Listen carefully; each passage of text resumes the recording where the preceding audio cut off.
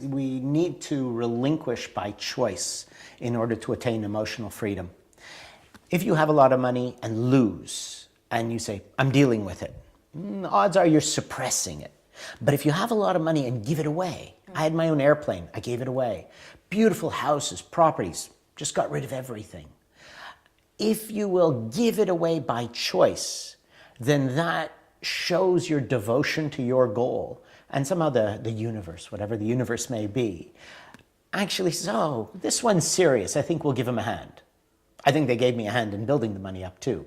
But it's really your determination, how serious you are to achieve your goal, and that is expressed in your willingness to sacrifice. And in that, you build such a strength of character, which the most important part of it is emotional freedom, where you're no longer concerned with other people's opinions of you and what do they think of me, and then you're always worried, oh, I have to do this because people will think I'm silly or crazy or whatever. Your whole life, like those very wealthy people, is in a prison, the prison of worrying what other people think about you. And I wanted to be free. So if, for example, you're worth $100 million, but you have some emotional turmoils or inhibitions or something like that, and I said, what would you pay or give to be totally free, perfectly healthy, perfectly happy, perfectly content? Wouldn't you give your fortune for that? Ironically, most people wouldn't. They'd rather keep their money and their possessions and their house and their things. But even if it's not happy, even if it's a prison that limits them, they'll stay in that ivory tower. I just decided it wasn't worth it. And a very simple thing to think about to be able to make that decision, you're going to die. And there's no avoiding that. We are going to die. And when you die, you know none of this goes with you. But wouldn't it be nice to die so peaceful, so content, that there's no pain, suffering, fear when you die?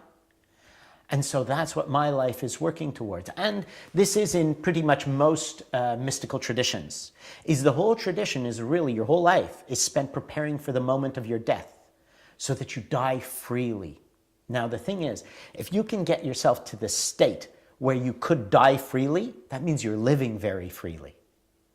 So although the concept is preparing your heart and mind to die completely without any grasping or fears or wishing you'd have something, that gives you a life of total freedom.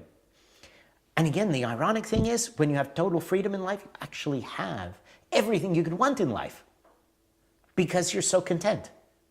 You see? So people want a lot of money so they'd be content.